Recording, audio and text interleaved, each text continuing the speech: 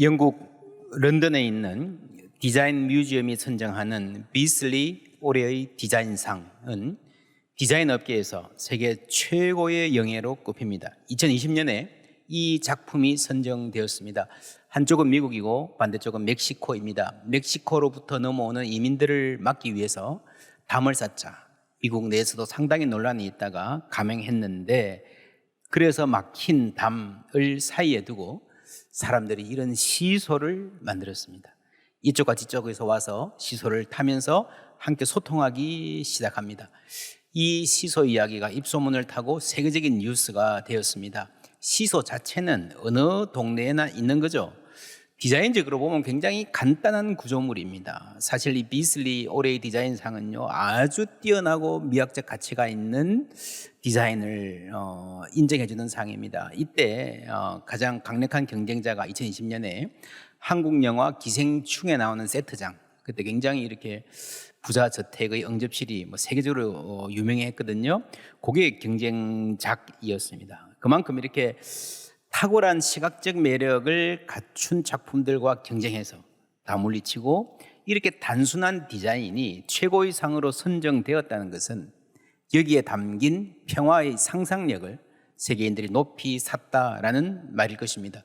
사람들이 이렇게 저렇게 땅 위에 금을 그어놓고 네 땅이다 내 땅이다 나눠져 살지만 그 사람들 다 마음속에는 서로 미워하고 전쟁하고 살지만 그래도 그 사람들 마음의 깊은 곳에는 자유롭게 왕래하면서 시소 타는 친구로 살고 싶은 마음이 있다는 말일 것입니다. 평화, 모두가 바라지만 아직 이루지 못하고 있는 꿈입니다. 시소란 나의 몸무게와 움직임이 상대방에 그대로 전달되는, 붙어있지는 않지만 멀지만 서로 연결될 수 있는 관계를 보여주는 은유입니다. 누구도 언제나 위에 있을 수 없죠. 또 누구도 언제나 끝까지 아래에 있지 않습니다. 올라갔다 내려갔다. 그렇죠. 오늘은 내가 잘났지만 내일은 네가 이길 수 있고, 오늘은 내가 울지만 내일은 당신이 아픔 당할 수 있다. 그것이 인생이라는 거죠. 그 인생의 무게를 서로 느낄 수 있다는 것이 시소의 미학입니다. 오늘 말씀에 가로막힌 담을 하나로 허무시는 그리스도 이야기가 나옵니다. 14절 함께 읽습니다. 그는 우리의 화평이신지라 둘로 하나를 만드사 원수된 것 곧 중간에 막힌 담을 자기 육체로 허시고. 중간에 막힌 담, 멕시코와 미국을 갈라놓는 이 담 앞에서 어떤 멕시코 어린이는 미국에 돈 벌러 간 엄마를 만날 수 없기에 눈물 흘렸을지 모릅니다. 그 자리에 그리스도도 눈물 흘리시지 않을까 생각합니다. 우리는 이 장벽보다 훨씬 더 심각한 장벽, 지구상의 유일한 분단 국가로 남아있기 때문에 담을 허무시는 그리스도의 복음을 가벼이 들을 수 없습니다.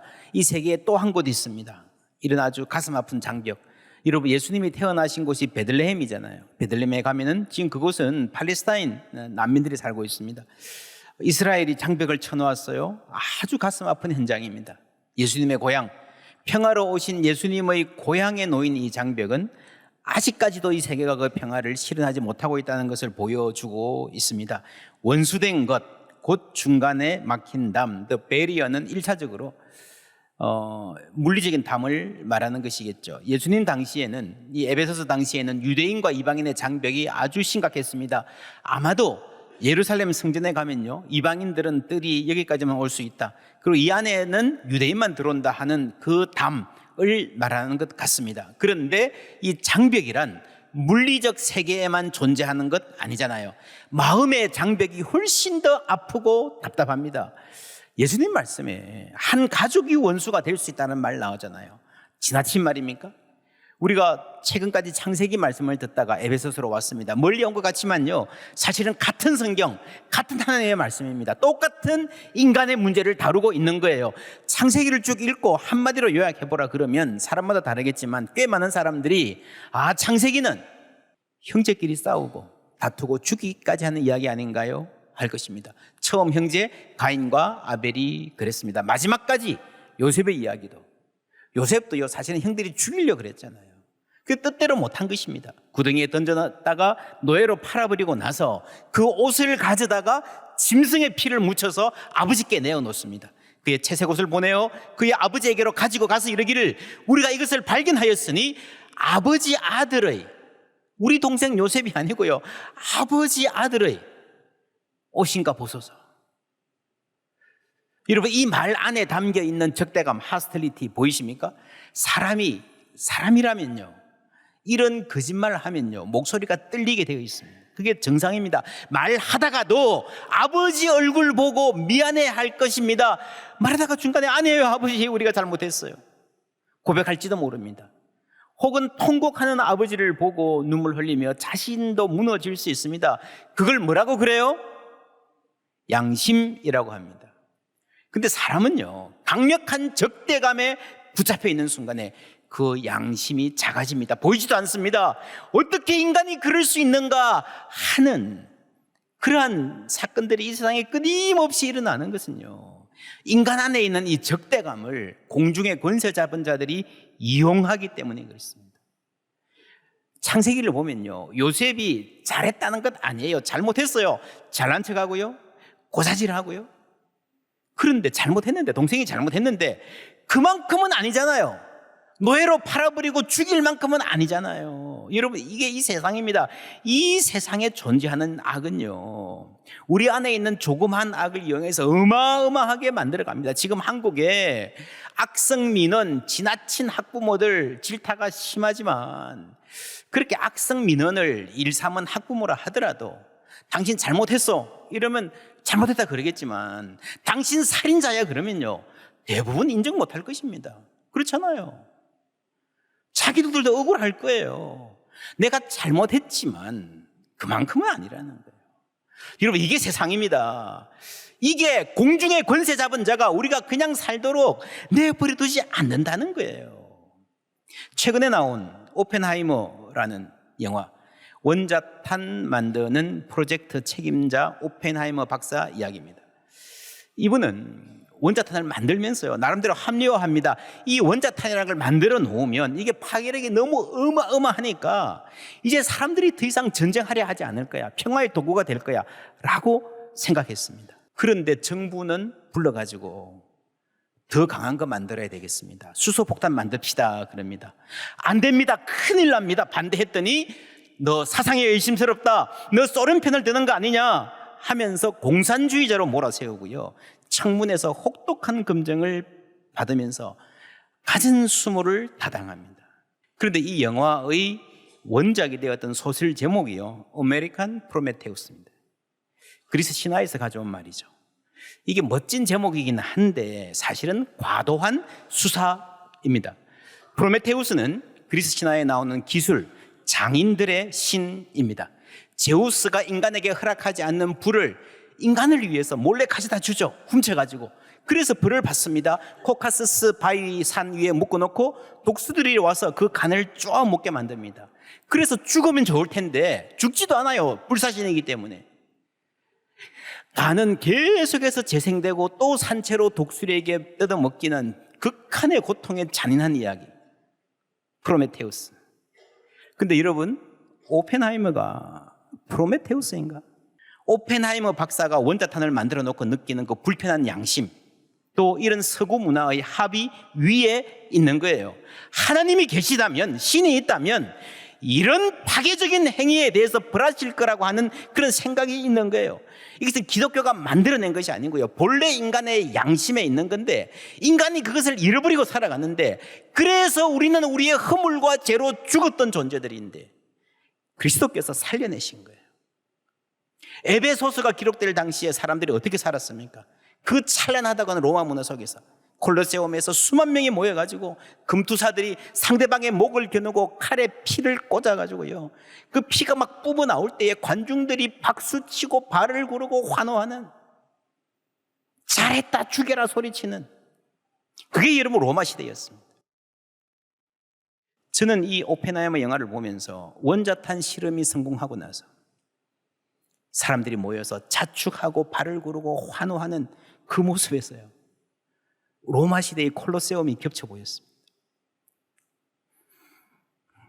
그런데 이 영화에서 조금 다른 장면도 있습니다. 그렇게 오펜하이머 박사를 막 추앙하고 박수치고 잘했다는 그 환호 가운데서 환호하는 사람들의 모습을 보여주다가요, 그 사람들의 피부가 원자탄으로 녹아가는 모습이 나와요. 그게 오펜하이머의 눈에 그렇게 보이는 거예요. 저에게는 이 영화에서 가장 인상적인 대목이었습니다. 원자탄을 만든 사람들과 원자탄으로 인해서 죽어가는 사람들이 사실은 같은 인류라는 말이죠. 여기에 오펜하이머의 불편한 양심이 있습니다. 여러분, 이 불편한 양심이 인간이에요. 아버지 아들의 이 옷을 벗어서라고 말하기 힘든, 그러면 불편해지는 그게 인간이에요. 여러분, 인간 되면요 언제나 선을 택하는 윤리적 반듯함에 있지 않습니다. 선과 악 사이에 고뇌하는 데 있습니다. 그래서 여러분, 고뇌가 없다는 것은요 인간의 자리를 떠났다는 말이에요. 아메리칸 프로메테우스 정리하면요, 그리스 로마 시대와 지금이 너무 다르기 때문에. 뭐가 달라요? 사람들의 생각이 달라요. 왜 달라졌습니까? 신에 대한 이해가 달라져서 그런 겁니다. 여러분, 신에 대한 이해가 바뀌면요 세계관이 바뀌고 인생관이 바뀌게 되어 있습니다. 그 두 세계의 1세기와 20세기의 세계관 자체가 너무 다르기 때문에 프로메테우스라는 은유가 제대로 기능할 수가 없습니다. 프로메테우스 때의 신은요 이기적이고 폭력적이고 기득권적인 겁니다. 좋은 거 있으면 우리끼리 있어야지 누구한테 나눠주고요 쟤들한테 주고 이런 거 아니에요. 기득권을 보장해주는 신이에요. 세종대왕이 한글을 만들어서 평민들도 읽고 쓸 수 있는 세상을 만들겠다.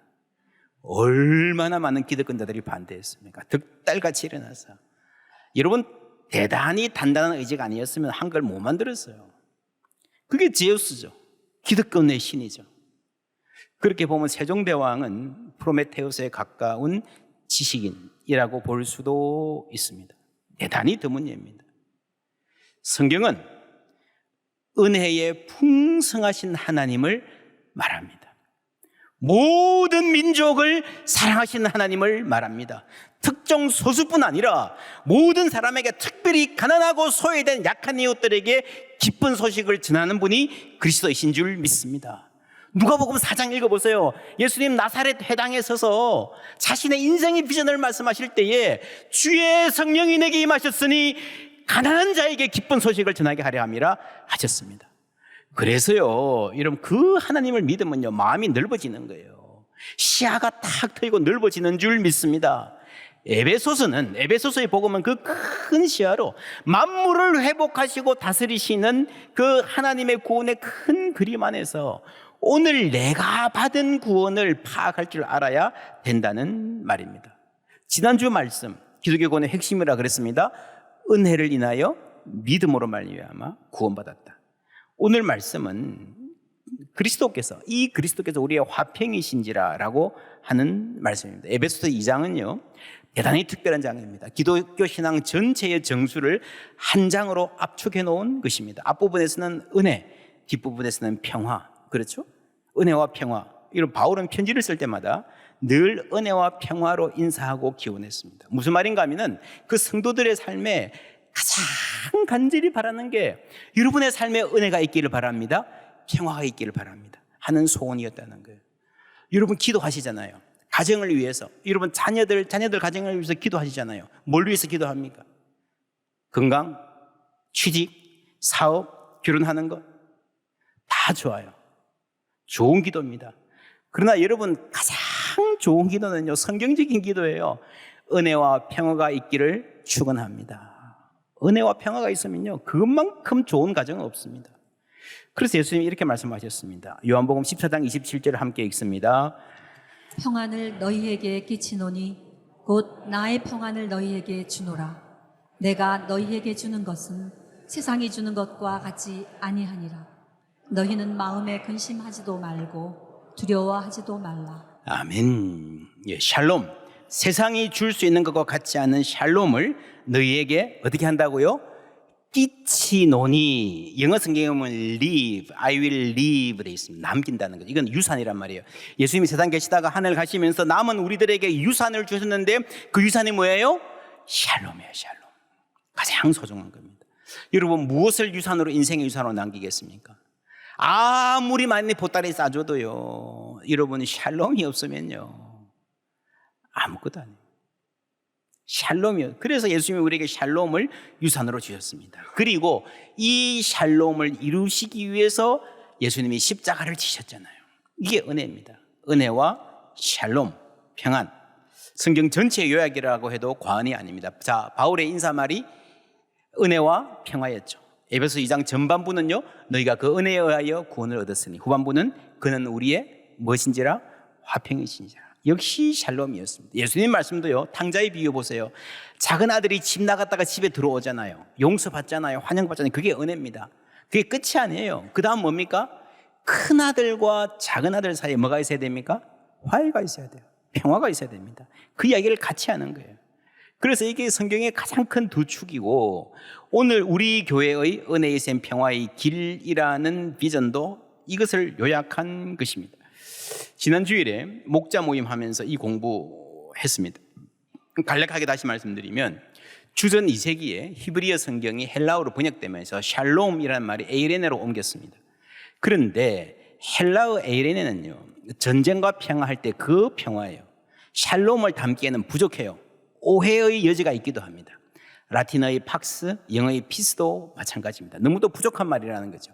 샬롬은 단순히 전쟁이나 다툼이 없는 상태가 아닙니다. 굳이 설명을 하자면 한 사람의 모든 관계, 하나님과 이웃과 자연과, 그리고 자기 자신과의 관계에서 갈등이 없을 뿐 아니라 뭐라고요? 기쁨을 누리는 상태. 그죠? 자식하고 내하고 안 싸운다고 샬롬이 있는 게 아니고요. 서로 자녀가 부모를 기뻐하고 부모가 자녀를 기뻐해야 그게 샬롬이라고 하는 거예요. 그래서 여러분 우리말 성경에 보면요, 이 샬롬이라는 한 단어가 평화, 평강, 화평, 평안, 굉장히 다양한 말로 번역되어 있습니다. 이게 무슨 말입니까? 그만큼 넓은 개념이라는 거죠. 우리 마음의 평안, 그리고 세계의 평화, 남북의 평화, 모든 걸 다 포함한다는 겁니다. 어떤 한 단어로도 그 넓은 폭을 다 담을 수 없기 때문에 이렇게 다양한 단어가 나오는 거예요. 번역하기 참 힘듭니다. 그래도 이 샬롬이라는 말에 가장 가까운 한국말 하나를 찾으라면 저는 샬롬과 가장 가까운 한국 단어가 안녕인 것 같습니다. 안녕. 안녕하다. 여러분 안녕하십니까? 진짜 안녕하는 거는요, 여러분 아무리 부부 사이가 좋아도 배고프면 안녕하지 못하잖아요. 그것도 포함됩니다. 그죠? 이웃하고 싸우면 안녕하지 못하죠. 밤에 잠 못 자잖아요. 그렇죠? 우리 가정 아무리 행복해도 나라에 전쟁이 있으면 안녕하지 못합니다. 이 안녕이란 말의 특징은요, 정말 세계에서 안녕이라는 인사는 굉장히 독특한 인사입니다. 세상에 둘도 없는 인사입니다. 왜 독특한지 아십니까? 아십니까? 한국 사람들은 만날 때도 안녕, 헤어질 때도 안녕해요. 다른 나라는 다 하이 하고 바이 하잖아요. 뭐 사요나라 이러잖아요. 한국 사람들은요, 희한해요. 만날 때도 안녕. 그럼 헤어질 때 뭐라 그러냐? 안녕하면 돼. 이러면 외국 사람들은 뭐야? 이게 만나는 인사야, 헤어지는 인사야, 둘 다라는 거죠. 여러분 얼마나 이게 깊이 있는 인생에 대한 통찰이 있는지 모릅니다. 안녕이면 다 된다라는 거예요. 만나서 안녕하고 헤어져서 안녕하는 거예요. 샬롬 이거하고 비슷합니다. 그렇게 인사말로 많이 쓰지는 않지만 만날 때 샬롬 하잖아요. 그죠? 성경에 보면 헤어질 때도요, 평안히 가라. Go in shalom. 이 말이 굉장히 자주 나옵니다. 한국의 안녕과 성경의 샬롬이 굉장히 비슷해요. 그냥 전쟁이 없고 안 싸운다고 샬롬이 아니라 그 안에서 우리가 충만한 복과 기쁨을 누릴 때 그게 샬롬이에요. 여러분 옆에 분에게 한번 인사해 주시겠습니까? 웃는 얼굴로 샬롬, 샬롬, 안녕하십시오. 할렐루야. 예. 이 에베소서가 기록될 당시에 1세기 교회에서 가장 첨예한 갈등은 유대인과 이방인의 갈등이었습니다. 지금 일단 에베소서 2장 말씀은 거기에 초점 맞추고 있습니다. 15절부터 함께 읽습니다. 법조문으로 된 계명의 율법을 폐하셨으니 이는 이 둘로 자기 안에서 한 새 사람을 지어 화평하게 하시고 또 십자가로 이 둘을 한 몸으로 하나님과 화목하게 하려 하십니다. 원수된 것을 십자가로 소멸하시고 또 오셔서 먼 데 있는 너희에게 평안을 전하시고 가까운 데 있는 자들에게 평안을 전하셨으니 이는 그로 말미암아 우리 둘이 한 성령 안에서 아버지께 나아감을 얻게 하려 하심이라. 아멘. 세세히 설명하려면 시간이 많이 걸리겠지만 보세요. 이는 이 둘로 자기 안에서 한 새 사람을 지어 화평하게 하시고 18절에 우리 둘이 한 성령 안에서 아버지께 나아감을 얻게 하려 하심이라. 아버지께 나아가는 이 화평의 회복과 우리가 한 사람이 되는 화해하는 사람과 사람과의 화평이 같이 가야 된다는 건데 뭐가 먼저냐 물어봤을 때에 우리가 흔히 수직적인 화해가 먼저고 그 다음에 사랑과 화해된다. 이게 논리적으로 말은 맞는데요. 성경은 그렇게 말하고 있지 않습니다. 뭐라 그래요? 함께 하나가 되어서 제대로 하나님께 나아갈 수 있고 함께 하나님께 온전한 예배를 드릴 수 있다. 그렇죠? 그렇게 말해요. 그래서 예수님도 예배하다가 형제들에게 원망들을 만난 일이 생기거든 스탑하라 라고 하는 말을 바로 이 말입니다. 하나 된 사람들이 하나님께 화평한 공동체가 하나님께 온전한 예배를 드릴 수 있음을 믿습니다. 그리고 이것을 만들기 위해서 예수님이 십자가를 지신 거죠. 제국의 길, 세상에 정의와 평화를 심겠다 하고 칼 들고 일어난 많은 사람들이 있었지만 그걸로 여러분 이루지 못했습니다. 그 길을 예수님은 십자가를 지심으로 무력한 그러나 진정한 능력의 사랑을 보여주심으로 참 평화를 만드셨습니다. 하늘의 평화를 이 땅에 보여주신 거예요. 이 세상에서 이 세상 것이 전부인 줄 알고 살아가는 사람들에게 그러다가 부딪히고 깨지고 상처받고 상하고요. 그러면서 생긴 분노와 적대감으로 어쩔 줄 몰라 하는 사람들에게 이리 와봐, 여기 있으면 하늘이 보일 거야 라고 말할 수 있다면 얼마나 좋을까요? 그 은혜가 하나님이 우리에게 주시는 은혜와 샬롬입니다. 물론 우리가 언제나 그리스도인이라고 언제나 맑은 하늘을 볼 수 있는 것은 아닙니다. 때로 우리의 삶에도 폭풍우가 치고 눈앞이 캄캄해지는 날도 있습니다. 사실 그리스도를 시야에서 놓치는 날도 있습니다. 그것이 인생입니다. 여러분, 시소가 무슨 말인지 아십니까? 영어로요, see, saw예요. 본다, 보았다는 거예요. 시소 타고 왔다 갔다 하잖아요, 그죠? 그러니까 올라가면 보일 텐데 내려가면 안 보이잖아요. 그죠? 본다, 보았다. 보세요. 본다, 안 보인다가 아니고 본다, 보았다는 게 중요해요. 보았다. 여러분, 안 보이는 순간을 보았던 기억으로 살아갈 수 있는 것이 그것이 여러분 평화의 능력입니다. 그렇죠?